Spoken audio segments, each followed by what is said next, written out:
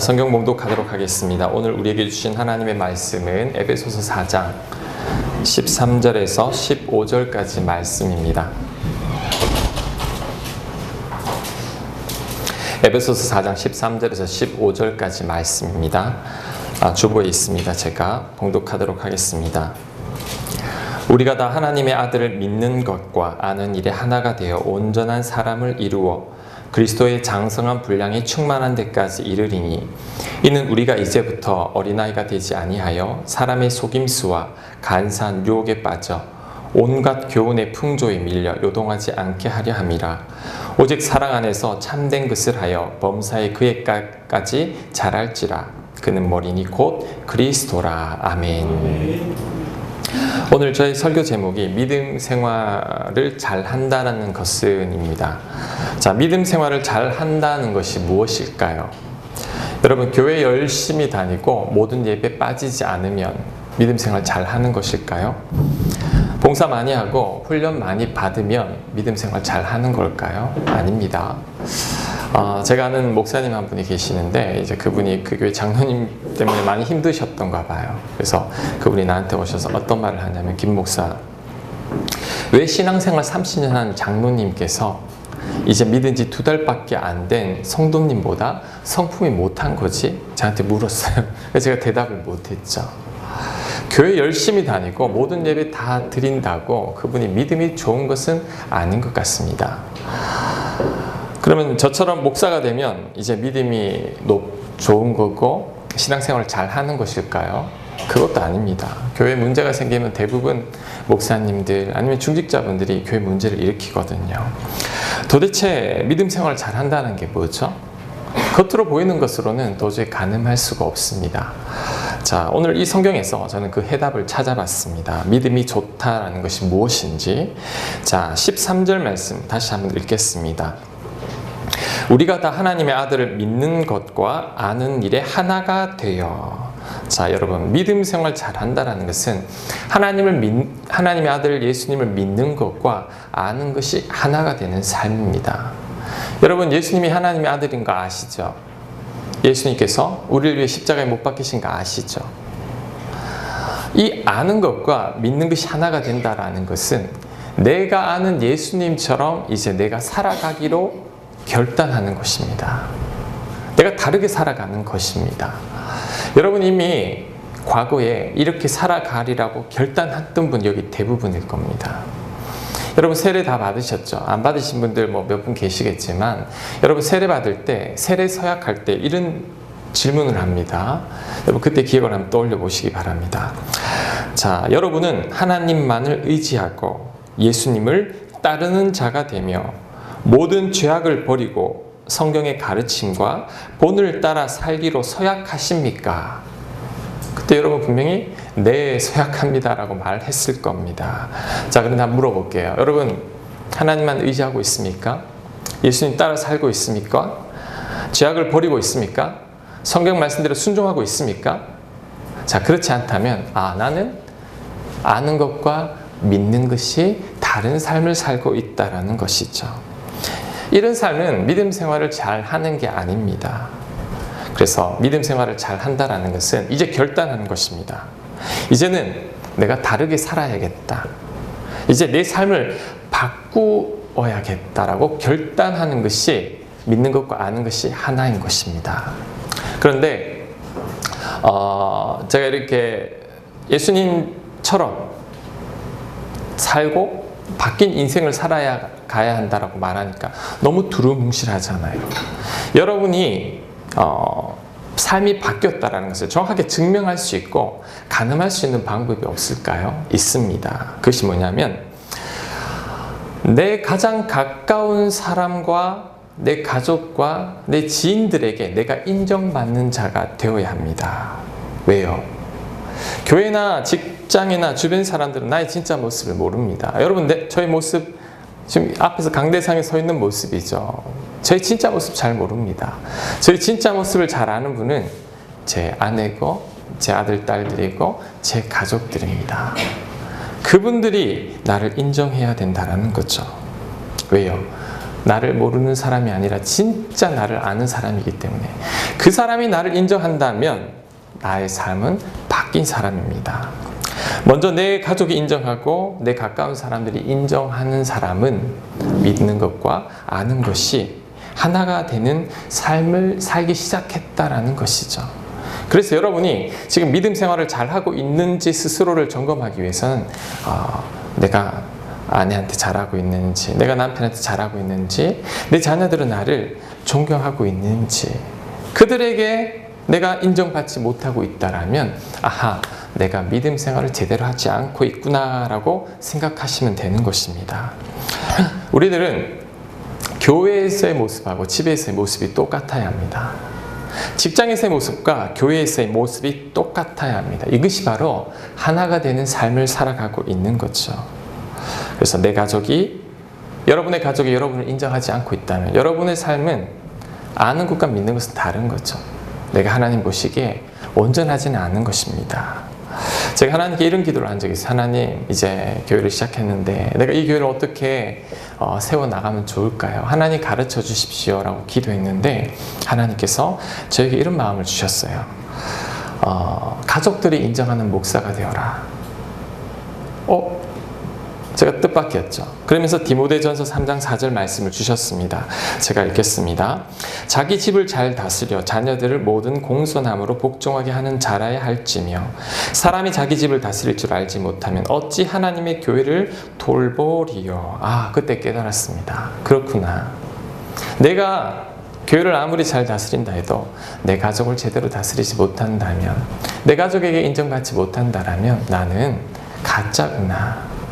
교인들에게는 칭찬받을지 모르지만 겉모습은 신앙생활 잘하는 것처럼 보이지만 하나님은 나를 인정하지 않겠구나. 제가 깨달았습니다. 그래도 목사님, 교회를 세워야죠. 목사님이신데 열심히 주의를 해야 되는 거 아닙니까? 가정은 그 다음이 아닙니까? 자, 마태복음 7장 22절은 이렇게 말합니다. 그날에 많은 사람이 나더러 이르되 주여 주여 우리가 주의 이름으로 선지자 노릇하며 주의 이름으로 귀신을 쫓아내며 주의 이름으로 많은 권능을 행하지 아니하였는가 하나이까 하리니 그때 내가 그들에게 밝히 말하되 내가 너희를 도무지 알지 못하니 불법을 행하는 자들아 내게서 떠나가라 하리라. 뭐라고요? 아니, 내가 선지자 노릇했지 않습니까? 귀신 쫓아냈습니다. 내가 권능을 행했습니다. 내가 이렇게 교회 일을 많이 했는데요, 주님. 하나님은 나의 행함을 보고 나는 너 모르겠다. 너는 믿는데 왜 그렇게밖에 못 살아가니? 하나님 나에게 책망하신다라는 것입니다. 여러분, 하나님은 여러분에게 많은 일을 요구하는 게 아닙니다. 제가 예전에 처음 예수님 믿을 때는 내가 무조건 뭔가를 많이 하고 충성스럽게 봉사해 하나님 기뻐하실 것 같다라고 생각했는데 그게 착각이었습니다.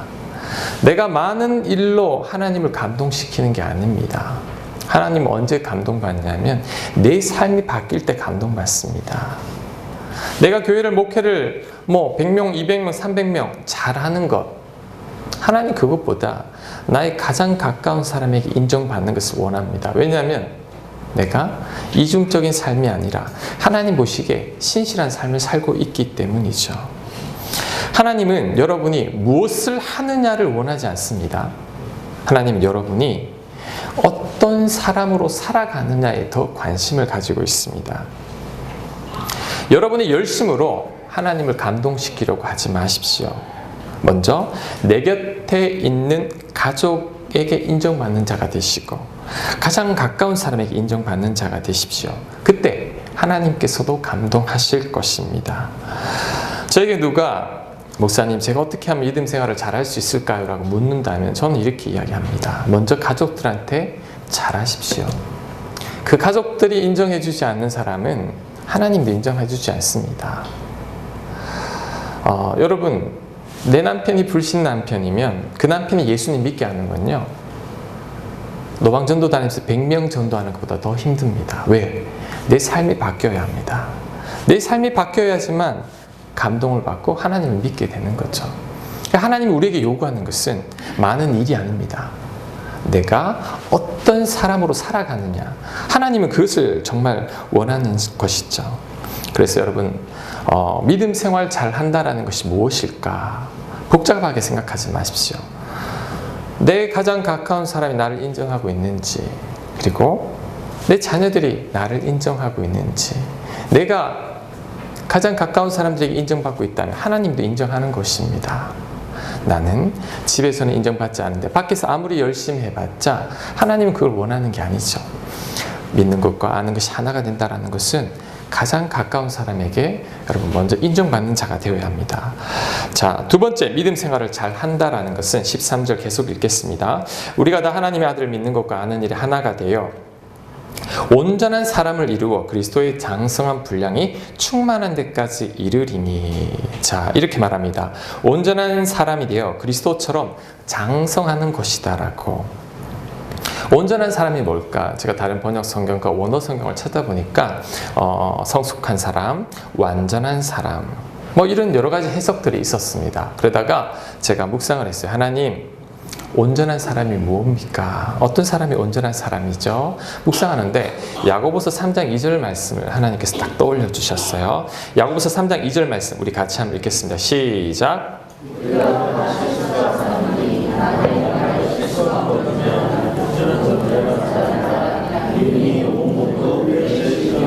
네, 말에 실수가 없는 자라면 온전한 사람이라고 말합니다.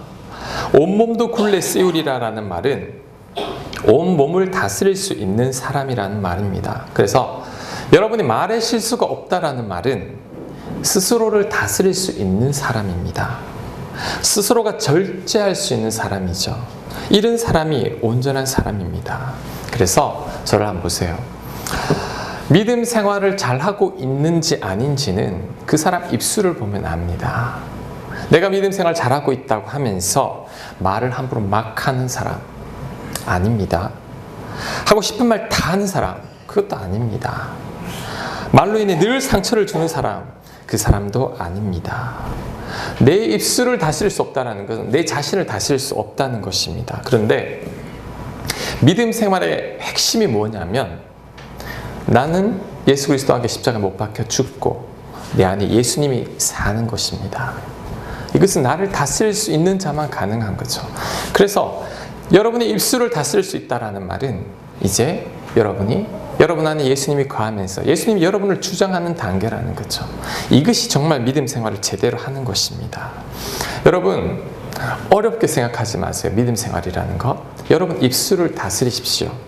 여기서부터 믿음 생활이 시작됩니다. 큰 사역하려고 하지 마세요. 내 입술부터 다스리십시오. 선교지에 나가서 선교할 생각하지 마시고 내 입술부터 다스리는 자가 되십시오. 선교지에 나가서 선교지 사람들 복음 전할 생각하지 말고 그들을 사랑하려고 생각하지 말고 내 옆에 사람부터 사랑할 수 있어야 됩니다. 내 옆에도 사랑하지 못하면서 어떻게 선교지에 나가서 선교지 사람들을 사랑할 수 있겠습니까? 그래서 내 입술을 다스리는 것 이게 정말 믿음 생활 제대로 하는 것입니다. 야고보서 1장 26절 말씀 우리 또 같이 한번 읽겠습니다. 시작. 자기 혀를 제갈 물리지 아니하고 자기 마음을 속이면 이 사람의 경건은 헛것이라. 자기 입술을 다스리지 못하는 자는 경건하지 않습니다. 그 사람의 경건은 헛것이라는 거죠. 제가 이 말씀 준비하다 보니까 예전에 제가 군에서 사역했을 때 그때 일이 생각이 났어요. 그때 제가 장병들을 담당하고 있었거든요. 장병들을 담당하고 있었는데 그때 우리 장병들 이 신우회라고 했습니다. 이 신우회 부장 집사님이 한 분 계셨는데 그분이 대령이셨어요. 대령인데 그분의 직책이 감찰실장이었습니다. 여러분 남자분들은 알죠? 감찰실장이 어떤 역할을 하냐면 우리나라로 치면 국정원 같은 거죠. 이 부대의 모든 비리를 감찰하는 그런 직책에 있는 분이셨는데 이분이 굉장히 믿음이 좋으셨어요. 그래서 이분이 신우회 부장을 맡으면서 이제 대령이다 보니까 부대에 밑에 계급 장교들 많잖아요.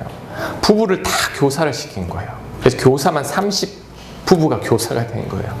그리고 이제 각 부대별로 다 배치를 하고 주일날 이제 그 장병들이 교회로 오는데 장병들이 교회 좀 적게 오면 다 부릅니다. 집합시켜가지고 왜 안 왔냐고 애들 왜 관심을 안 가지냐고 막 혼을 냅니다. 이분이 이 부대에 들어오고부터 우리 부대 장병들이 부흥하기 시작했어요. 제가 처음 맡기 시작했을 때 한 100여 명 안팎이었는데 제일 많이 올 때는 500명까지 왔어요. 본당에 다 들어오지 못할 만큼 이 장병들이 많이 늘어났는데, 그런데 이분이 감찰실장이다 보니 이분이 특징이 하나 있습니다. 이분의 입술이 굉장히 날카로워요. 그래서 이분이 책망과 판단과 질책으로는 이 군대에서는 이분을 따라올 사람이 없는 거예요. 그래서 교회는 날마다 부흥하는데 교회 교사님들과 집사님들은 너무너무 힘들어하는 겁니다. 너무너무 괴로워하죠. 근데 계급이 대령이니까 말도 못하고 그냥 울며 겨자 한 먹기식으로 따라오는 거죠. 저도 뭐 말할 수가 없는 거예요.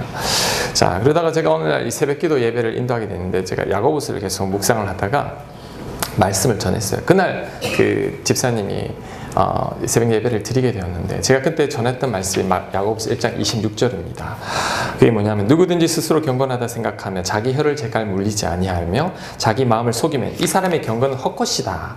저는 그 집사님 거기 앉아 계시는지도 몰랐어요. 그냥 경건하다고 하면서 입술도 못 다스리는 자들은 헛것이다. 그 경건 아니다라고 내가 설교를 했다고 해요. 제가 한 일주일 뒤에 이 집사님이 저를 찾아왔습니다. 찾아와가지고, 그때 제가 전도사였거든요. 전도사님, 제가 일주일 동안 너무 힘들었다고. 왜요? 그러니까 제가 헛것이라고, 경건은 헛것이라고 설교를 했다라는 거죠. 이 말씀 때문에 너무너무 괴로워하다가 하나님 앞에 회개하고, 내가 이렇게 살아서는 안 되는구나. 본인은 열심히 우리 장병들을 전도했다고 생각했는데 내가 너무나 많은 사람에게 상처를 주었구나. 그때 회개하고부터 이제 입술을 바꾸기로 결심했습니다. 그리고 저를 찾아온 거예요. 좀 미안해 죽겠죠. 이제 전도사인데 이 대령, 이제 곧 장군 진급하실 분이 제 앞에 와가지고 아주 공손하게. 그런데 놀랍게도 그분이 그때부터 바뀝니다. 입술이 바뀐 거예요. 와, 사람이 그렇게 바뀌는 걸 못 봤습니다. 우리 나중에 장군 진급은 안 됐습니다. 대신에 더 잘 됐어요. 어떻게 됐냐면 공군사관학교 비행교수로 가게 된 거예요. 이분이 전투조종사 출신이니까. 장군들은 이제 2스타, 3스타 이렇게 진급이 안 되면 전역을 해야 됩니다. 50도 초반에도 전역하죠. 근데 교수 요원들은 60세 이상이 돼도 계속 있는 거예요. 이분은 꿈이 뭐냐면 군에 있는 동안에 많은 장병들에게 복음을 전하는 건데, 이분이 이제 공군사관학교 가서 이제 사관생도들 불러놓고 복음을 전하는 거예요. 예수님 믿게 하는 거. 하나님께서 그를 이렇게 인도해 가는 거예요. 저는 그 입술만 다스려도 사람이 저렇게 변할 수 있구나라는 것을 제가 봤습니다. 제가 여러분에게 드리고 싶은 말은, 여러분 믿음 생활 제대로 하는 거 뭐 거창한 거 아닙니다. 여러분 매주일 안 빠지고 모든 종교적인 열심을 다하는 게 신앙생활 잘하는 게 아닙니다. 간단해요. 내 옆에 사람이 나를 인정해주고 내가 내 입술을 다스릴 수 있다면 이게 정말 믿음 생활을 제대로 하는 것입니다. 한번 해보십시오.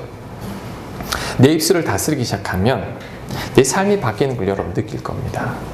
내 입술을 다스리기 시작하면 내 안에 계신 예수 그리스도를 느낄 수 있어요. 왜?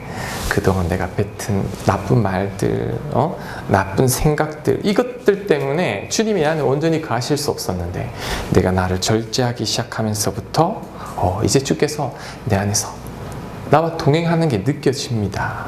그래서 여러분 너무 큰 목표 잡지 말고 40일 새벽 기도하실 생각하지 말고 여러분 입술 다스리고 여러분 남편, 아내, 자녀들에게 좋은 부모님이 되십시오. 그게 최고입니다.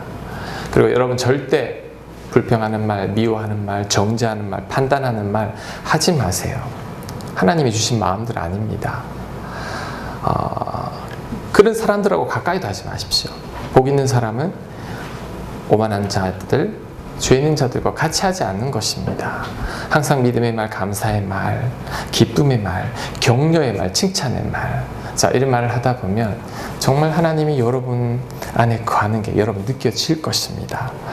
세 번째 믿음 생활을 잘하는 것은 세상에 휩쓸리지 않고 세상을 따라가지 않는 것입니다. 14절 말씀 제가 읽겠습니다. 이는 우리가 이제부터 어린아이가 되지 아니하여 사람의 속임수와 간사한 유혹에 빠져 온갖 교훈의 풍조에 밀려 요동하지 않게 하려 함이라. 이게 무슨 말이냐면 사람들 말에 흔들리지 말라는 거죠.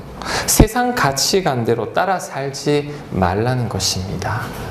제가 성도님들을 만나면서 참 안타까운 게 있는데, 그것이 뭐냐면 성경을 삶의 기준으로 살지 않고 세상 사람들의 기준과 가치관대로 살아간다라는 거죠. 여러분이 예수님을 믿기로 결단했다면 이제는 하나님 뜻대로 예수님처럼 성경 말씀대로 살겠다라고 결단하는 것과 마찬가지입니다. 이것이 믿는 것과 아는 것이 하나가 된 거예요. 그런데 여러분이 교회는 다니지만 여러분의 선택과 판단과 행동의 모든 기준은 성경 말씀이 아니라 그냥 옆집 사람들 말인 거예요. 친한 친구들 말인 거예요. 더 속상한 것은 하나님을 믿는 사람들이 하나님을 믿지 않는 사람들의 말을 듣고 그들의 충고를 듣고 그들이 하자는 대로 한다라는 거죠. 여러분, 이러면 안 됩니다. 이러면 신앙생활이 스탑입니다. 여러분이 성경 말씀대로 살지 않고 하나님 뜻대로 살지 않으면 40년 교회를 다녀도 바뀌지 않습니다. 항상 그 자리에 있습니다.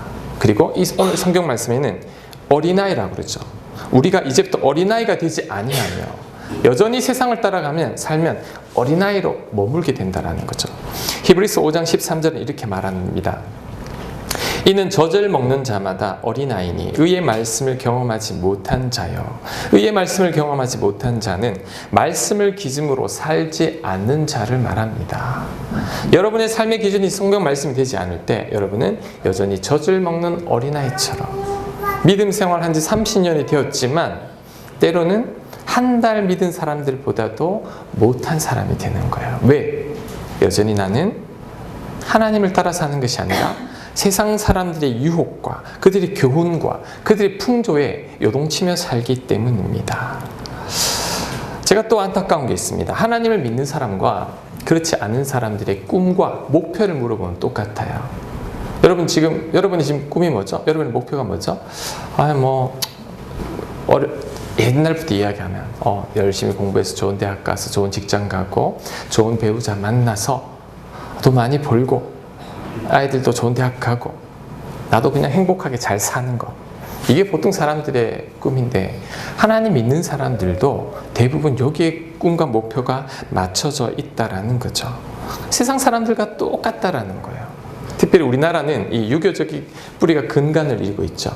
그래서 유교에는 입신양명을 강조합니다. 입신양명을 사전 찾아봤더니 사회적으로 인정을 받고 출세하여 이름을 세상에 드날림, 후세의 이름을 떨쳐 부모를 영광되게 해드리는 것. 자, 이것이 입신양명입니다. 그런데 이런 사상이 교회에도 들어와 있습니다. 다는 아니지만 몇몇 교회들은 입신양명을 가르칩니다. 출세해야 됩니다. 높아서 해야 합니다. 돈 많이 벌어야 합니다. 복 받아야 합니다. 그래야 하나님께 영광이 됩니다. 그런데 사실은 내 영광이죠.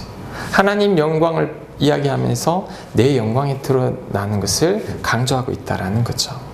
로마서 12장 2절은 이렇게 말합니다. 너희는 이 세대를 본받지 말고 오직 마음을 새롭게 함으로 변화를 받아 하나님의 선하시고 기뻐하시고 온전하신 뜻이 무엇인지 분별하도록 하라.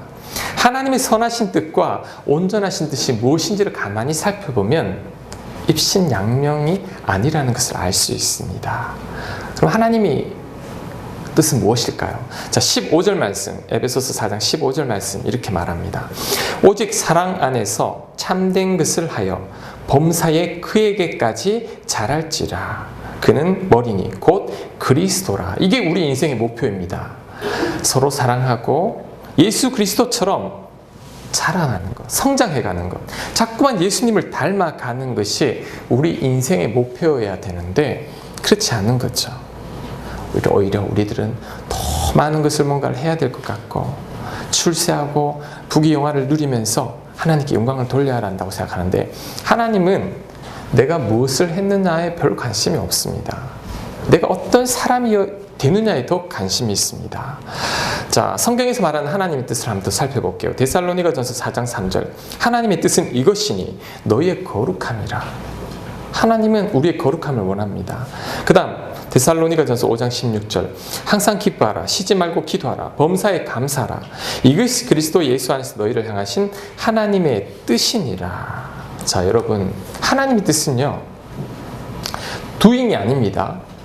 자꾸 뭔가를 하려고 하지 마세요. being입니다. 내가 어떤 존재가 됐느냐죠. 그래서 우리 인생의 목표는 뭔가를 이루려고 하기보다도 내가 이제 그분을 닮아가는 것, 우리가 거룩해지는 것, 내 옆에 사람 사랑하는 것, 그리고 세상 가치관대로 살아가는 것이 아니라 하나님 말씀대로 살아가는 것, 이것을 하나님께서 가장 기뻐하십니다. 자, 여러분, 이렇게 살아갈 때, 자, 이제 중요합니다. 하나님이 여러분을 찾아가십니다. 보통 사람들은 내가 뭔가를 이루고 훈련을 받아서 하나님을 찾아가려고 해요. 여러분의 종교적 열심과 봉사로 하나님을 감동시키려고 하지 마십시오. 하나님 감동 안 합니다. 하나님이 어떤 모습에 감동하냐면 여러분의 삶을 보고 감동합니다. 여러분이 하나님 보시기에 합한 사람이 될 때, 여러분의 가족이 인정해주고, 여러분이 입술을 다스리고, 세상 풍조에 휩쓸리지 않고 하나님 말씀에 따라 살아갈 때, 그때 하나님이 감동해요. 하나님이 찾습니다. 그래서 내가 뭔가를 하려고 하면 내가 하는 거지만, 내가 하나님 보시기에 합한 자가 되면 그때는 하나님이 나를 찾아오셔서 나를 통해서 하나님께서 일하기 시작합니다. 그래서 가장 큰 일은 내가 하나님 보시기에 합당한 자가 되는 것입니다. 그때부터 하나님께서 일을 하기 시작합니다. 하나님이 일 잘하는 사람 찾아가지 않습니다. 오히려 하나님 보시기에 겸손하고 하나님 말씀에 순종하며 하나님 뜻대로 살아가고자 하는 자들, 하나님은 그 사람들에게 찾아갑니다. 그래서 제가 여러분에게 꼭 드리고 싶은 말은, 믿음 생활 잘하는 것 너무 거창하게 생각하지 마세요. 믿음이 좋은 게 뭘까? 거창하게 생각하지 마세요. 여러분 가족이 여러분을 인정해주고, 여러분이 입술을 다스릴 수 있고, 그 다음에 여러분이 세상에 휩쓸리지 않고 자꾸 예수님처럼 닮아가는 것, 이게 정말 믿음의 사람입니다. 제가 수요예배 때 한번 말씀을 드린 적이 있는데, 제가 선교사님 참 귀해서 여러분에게도 한번 말씀을 드릴게요. 제가 얼마 전에 베트남의 선교지를 다녀왔는데, 그 선교사님의 삶이 참 저에게는 은혜가 되었어요. 그분은 약사예요, 약사. 제약회사에서 아주 높은 직책으로 연구원으로 계셨던 분인데, 이제 그분이 선교에 대한 마음을 품고 신대원을 가고 신학교를 졸업하고 교회를 개척했습니다. 교회를 개척하고 이제 교회를 딱 자리 잡아놓고, 이제 그분이 본 교회에서 파송을 받아가지고 베트남으로 선교사님으로 간 거예요. 막상 베트남으로 선교사를 갔는데, 베트남은 공산주의 국가입니다. 예수님을 못 전하게 합니다. 포교 활동을 못하게 하는 거죠. 그래서 그분이 참 고생하시다가 했던 일이 뭐냐면, 베트남 사람이 운영하는 한국어 어학원, 네? 관리하는 사람으로 들어가게 된 거예요. 근데 이 선교사님이 이 한국어 어학원을 맡고부터는, 그전에는 수강생들이 한 10명 안팎이었대요. 근데 이분이 가시고부터는 400명이 된 거예요. 근데 그 중에서 다 청년들인데 자꾸 예수님 믿는 사람이 생기기 시작하는 거예요. 그래서 공산당에서 수상하다, 그래서 수강생들을 스파이로 보내는 거예요. 수업 시간에 예수님 전하는지 안 전하는지 보려고. 근데 봐도 예수님 예자도 이야기 안 합니다. 왜냐하면 추방됩니다. 그런데 자꾸 예수님 믿는 사람이 생기는 거예요. 한국에도 신학생들 벌써 4명이나 보내고 그들의 생활비, 학비를 다 지원하고 있습니다. 제가 가서 베트남 청년을 만났어요. 그 청년하고 이야기를 하는데 한국말로, 그 청년은 한국말을 잘해요. 1년 반 배웠는데 저만큼 한국말을 해요. 그래서 제가 그 친구한테 물었죠. 꿈이 뭐냐고. 내 꿈은 김 선생님, 여기는 선생님이라고 그래. 목사라고 하면 안 되니까. 김 선생님 학원에서 교사하는 게 꿈이라는 거예요. 그런데 베트남 사람들 중에서 한국말을 잘하는 사람들은 보통 사람 월급의 3배를 받습니다. 근데 이 한국어 학원은 2배 정도밖에 안 돼요. 내가 물었죠. 월급도 많이 안 주는데 왜 이 학원에서 일하기를 원하느냐 물어보니까 그가 이런 말을 합니다. 김 선생님이 너무 좋으신 분이어가지고 내가 그 선생님 밑에서 일하고 싶습니다. 그게 내 소원이라는 거예요. 와. 그래서 내가 혹시 하나님 믿냐? 하나님 안 믿는데요. 만약에 선생님이 여기 되면 하나님 믿겠냐? 그러니까 믿겠다 그러더라고요. 그래서 내가 막 그 선교사님한테 달려갔죠. 선교사님, 이 청년이 여기 취직되면 하나님 믿겠다고 했어요. 그러니까 선교사님 기뻐해요. 왜? 그렇게 전도하려고 했는데 전하지를 못하는 거예요. 그리고 난 교사를 할 수 있다. 빨리 나한테 김 목사님이 가서 복음 좀 전해달라고. 내가 전하면 쫓겨나지만 김 목사님은 전해도 쫓겨나도 괜찮다. 나는 관광객이잖아요. 알겠다. 그래서 믿어가는 거죠. 믿어가는 과정이 이래요. 찾아오는 거예요. 김 선생님 보니까 너무너무 좋은 분 같아요. 그 비결이 어디 있습니까? 묻는데 대답은 해야죠. 나 하나님 믿는다고. 나 예수님 믿는다고. 그 말들에 청년들이 점점 예수님을 믿어가고 있다라는 거죠. 자, 제가 왜 이 말을 하느냐 하면 하나님의 사역이라는 것, 믿음 생활 제대로 한다는 게 여러분 거창한 게 아니에요. 선교지 가서 복음 전하고 노방 전도하고 이것만을 하나님 일이라고 생각하는데 그게 아닙니다. 내가 하나님 보시기에 반듯하게, 내가 하나님 보시기에 합당하게, 내 주변 사람들이 나를 인정해 줄 만큼 세상의 가치관을 따라가지 아니하고 좋은 약사의 자리 버리고 그 베트남까지 가서 주님을 위해 일하는 그 자체, 이미 그 자체에서 하나님은 감동하신 거예요. 그분은 예수님 옛자도 말 안 해도 찾아와서 예수님을 전하는 거예요. 여러분에게 물어볼게요. 여러분 찾아가서 예수님 전해서 얼마나 믿었습니까? 우리 한국 교회 수 점점 줄어들고 있습니다. 성도들 숫자 점점 줄어듭니다. 왜요? 우리가 믿음 생활을 제대로 했으면 그럴까요? 그렇지 않습니다. 하나님 믿지만 믿고 아는 게 달라요. 우리 삶은 다릅니다. 그러니 내 주변 사람들이 하나님을 믿지 않고 믿었던 사람들도 자꾸 하나님을 떠나가고 있죠. 하지만 아무것도 하지 않아도 그냥 하나님 보시기에 합당하게 살아가니 하나님께서 그를 통해서 역사하시는 겁니다. 저는 여러분이 그러한 자가 되길 원합니다. 너무 많은 일을 하려고 하지 마세요.